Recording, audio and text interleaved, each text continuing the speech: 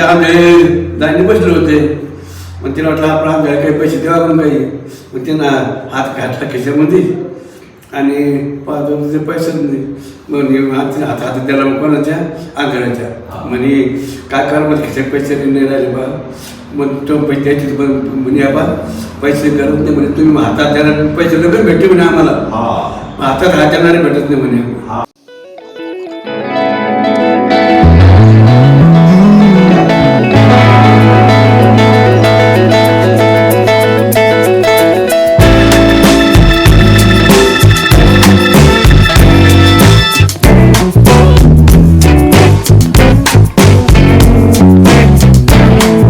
Hello friends, Radhe Radhe.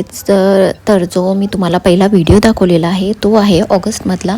आणि ऑगस्टमध्ये आम्ही आईचे डोळे जे आहेत ते चेक केले होते.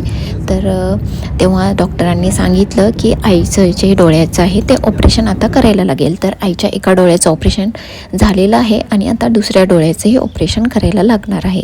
तर ऑगस्टमध्येच सांगितलं होतं की यांचं लवकरच ऑपरेशन करायला लागेल. पण तेव्हा काही कारणामुळे ते ऑपरेशन झालं नाही. म्हणून आता आम्ही डिसेंबर एंडिंगला पुन्हा आलेलो आहे जालन्याच्या हॉस्पिटलमध्ये. हे आहे जालन्याचं नेत्रसेवा हॉस्पिटल, जे की खूप प्रसिद्ध आहे आणि खूप दुरून लोक इथे जे ऑपरेशन वगैरे किंवा डोळ्याचं जी ट्रीटमेंट आहे ती घेण्यासाठी इथे येतात. तर पहिलं जे आईच्या डोळ्याचं ऑपरेशन झालेलं आहे ते चांगल्या प्रकारे सक्सेस झालेलं आहे. म्हणून दुसऱ्याही डोळ्याचं ऑपरेशन इथेच करायचं आम्ही डिसाईड केलेलं आहे. तर आईने आम्ही जेव्हा गेलो होतो लास्ट टाईम तेव्हा त्यांनी काही ज्या टेस्ट आहे त्या करायच्या सांगितल्या होत्या. मग त्याचे रिपोर्ट घेऊन आता आम्ही पुन्हा हॉस्पिटलमध्ये आलो होतो आणि ते रिपोर्ट्स आईचे हॉस्पिटलमध्ये त्या डॉक्टरांना दाखवलेले आहे. आणि त्यांनी आम्हाला आता ऑपरेशनची डेट दिली आहे, ती आहे 2 जानेवारी. तर 2 जानेवारीला आईच्या डोळ्याचं ऑपरेशन करायचं हे ठरलेलं आहे.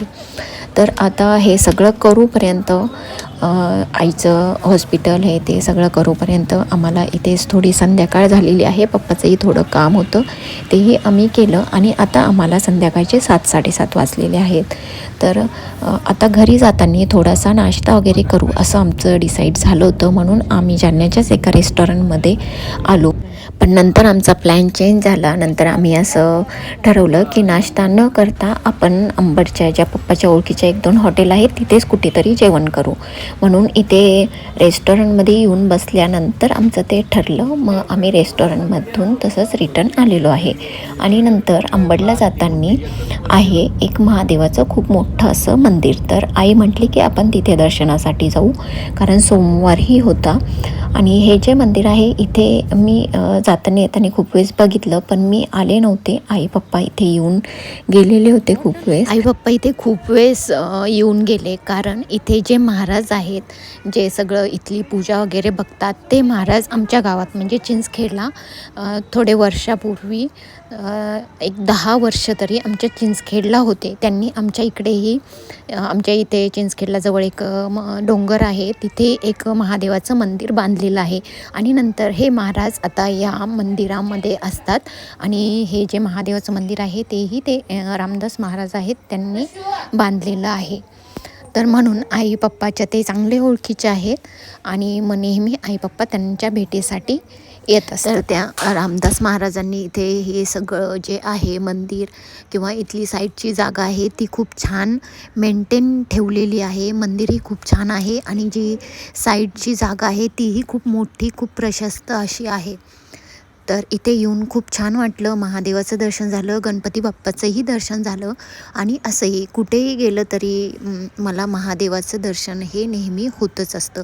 तर दर्शन घेऊन खूप छान वाटलं. त्या महाराजांनाही आम्ही भेटलो, थोड्या वेळ त्यांच्याशी गप्पा मारल्या. तर हे मंदिर आणि त्याच्या साईडलाही खूप मस्त मोठी अशी जागा आहे आणि खूप अशी प्रशस्त तिथं वाटत होतं. जे महाराज आहेत तेही इथेच राहतात आणि त्यांचे शिष्य वगैरेही इथेच राहतात. त्यांचं जेवणही इथेच बनवलं जातं. तर महाराजांशी बोलून त्यांचं दर्शन घेऊनही खूप चांगलं वाटलं. आणि त्यांनी आम्हाला प्रसाद दिला. प्रसाद म्हणून त्यांच्याकडे काहीच नव्हतं, म्हणून त्यांचे जे ड्रायफ्रूट्स होते त्यांनी ते प्रसाद म्हणून आम्हाला दिलेले आहेत. आणि आता आमचं दर्शन छान झालेलं आहे आणि आम्ही आता निघालेलो आहे घरी जायला. तर रस्त्यामध्ये हे आहे अंबडचं एक छोटंसं हॉटेल, मग तिथं आम्ही केलेलं आहे जेवण. तर असा होता आजचा आमचा पूर्ण दिवस. तुम्हाला हा व्हिडिओ कसा वाटला मला कमेंट करून नक्की सांगा. सबस्क्राईब केलं नसेल तर लवकर